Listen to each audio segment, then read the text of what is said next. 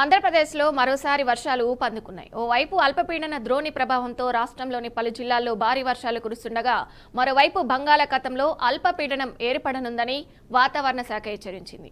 దీంతో రాబోయే వారం రోజుల్లో రాష్ట్ర వ్యాప్తంగా విస్తారంగా వర్షాలు కురిసే అవకాశం ఉందని విశాఖ వాతావరణ శాఖ హెచ్చరించింది. అల్పపీడన ద్రోణి ప్రభావంతో నేడు రాయలసీమ, దక్షిణ కోస్తాలోని పలు ప్రాంతాల్లో వర్షాలు పడనున్నాయని తెలిపింది. ముఖ్యంగా కర్నూలు, నంద్యాల, అనంతపురం, శ్రీ సత్యసాయి, వైఎస్ఆర్ కడప, అన్నమయ్య, చిత్తూరు, తిరుపతి జిల్లాల్లో అక్కడక్కడ పిడుగులతో కూడిన కుండపోత వర్షాలు కురిసే అవకాశం ఉందని అధికారులు హెచ్చరించారు.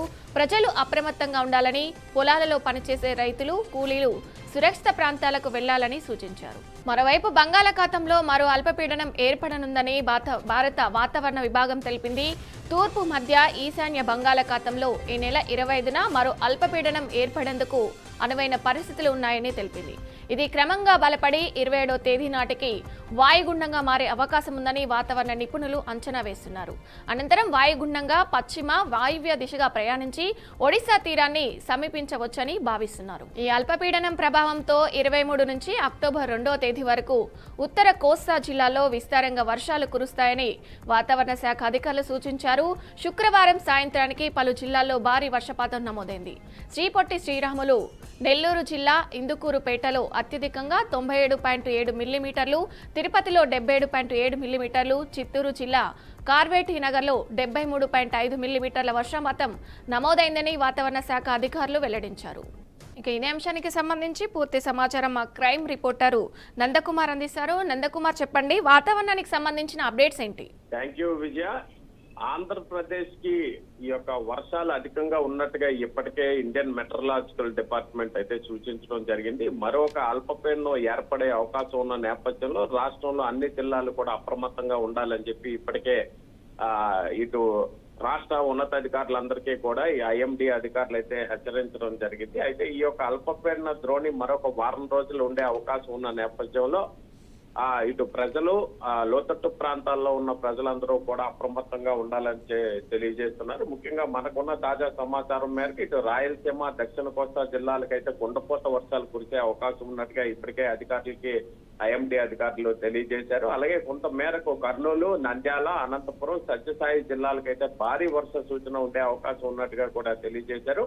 అయితే కొంత మేరకు అంటే 3rd గ్రేడ్ లో ఆరెంజ్ జోన్ లోనైతే కడప, అన్నమయ్య, చిత్తూరు, అలాగే తిరుపతి జిల్లాల్లో పిడుగులతో పాటు వర్షం కురిసే అవకాశం ఉన్న నేపథ్యంలో ప్రజలందరూ కూడా అప్రమత్తంగా ఉండాలని ఇప్పటికే తెలియజేసిన నేపథ్యంలో అయితే ఈ యొక్క అల్పపీడన ద్రోణి ఈ వాయుగుండంగా మారే అవకాశం ఉన్న నేపథ్యంలో కూడా రాష్ట్రం మొత్తం మీద దాదాపు ఈ రోజు నుంచి అక్టోబర్ 2వ తారీఖు వరకు విస్తారంగా వర్షాలు పడే అవకాశం ఉన్నది. ముఖ్యంగా అధికారులు ఎవరైతే రైతులకి, రైతు కూలీలకి ముందుగా హెచ్చరికలు అయితే జారీ చేశారు. అలాగే సముద్ర తీర ప్రాంతాల్లో ఉన్న ప్రజలను కూడా సురక్షిత ప్రాంతాలకు తరలించే దిశగా కూడా ప్రయత్నాలు అయితే జరుగుతున్నాయి. అయితే భారీ వర్షాలు కురిసే ఎటువంటి జిల్లాలు ఉన్నాయో వాటన్నిటిలో కూడా కంట్రోల్ రూమ్స్ ఏర్పాటు చేసే దిశగా ఇప్పటికే అధికారులు అయితే ప్రయత్నాలు చేస్తున్నారు. ముఖ్యంగా హోంశాఖ మంత్రిగా ఉన్న వంగలపూడి అనిత ఆధ్వర్యంలో ఉన్న ఈ యొక్క విపత్తు శాఖ ఏదైతే ఎస్డీఆర్ఎఫ్, ఎన్డీఆర్ఎఫ్ కి సంబంధించిన బలగాలు కూడా ఏ జిల్లాలపైన భారీ వర్షాలు కురిసే అవకాశం ఉంది, ఎక్కడెక్కడ లోతట్టు ప్రాంతాలు ఉన్నాయి,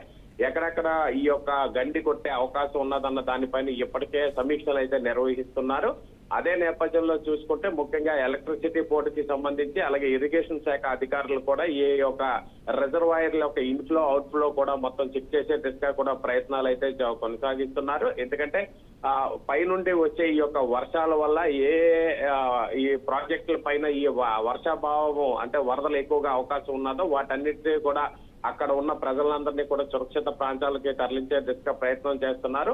ఒకవేళ ఈ యొక్క విద్యుత్ కి సంబంధించి ఎటువంటి అంతరాయం కలగకుండా ముందస్తు చర్యల్లో భాగంగా విద్యుత్ శాఖ అధికారులందరూ కూడా మీటింగ్ ఏర్పాటు చేసుకుని అంతరాయం కలగకుండా ముందస్తు చర్యల్లో భాగంగా ప్రజలను అయితే అప్రమత్తం చేస్తున్నారు. అయితే ఈ ఓవరాల్ గా చూసుకుంటే ఇటు ఉత్తరాద్రి జిల్లాలైన విశాఖపట్నం, విజయనగరం, శ్రీకాకుళం జిల్లాలకు కూడా కొంత మేరకు భారీ వర్ష సూచన ఉన్న నేపథ్యంలో సముద్ర తీర ప్రాంతాల్లో ఉన్న ప్రజలందరినీ కూడా పునరావాస కేంద్రాలకు వెళ్లాలని, ఎక్కడైతే భారీ వర్షాలు కురుస్తాయో వాళ్ళందరికీ కూడా ఇప్పటికే సమాచారం అయితే అందించారు. మత్స్యకారులు ఎవరైతే ఈ యొక్క వేటకు వెళ్లారో వాళ్ళందరికీ కూడా ఇప్పటికే శాటిలైట్ ఫోన్స్ ద్వారా దగ్గరలో ఉన్న జెట్టి దగ్గరికి వచ్చే విధంగా కూడా ఇప్పటికే వాటికి శాటిలైట్ ఫోన్స్ ద్వారా సమాచారం అందించారు. ఏదేమైనప్పటికీ కూడా వరుస అల్పపీడనాలు వాయుగుండాల నేపథ్యంలో రాష్ట్రంలో అధికారులందరూ కూడా ఎప్పటికప్పుడు అప్రమత్తమై ప్రజలకి సమాచారం కూడా అందిస్తున్నారు.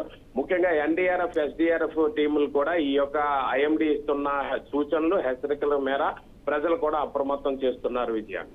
Okay, right. Thank you Nandakumar.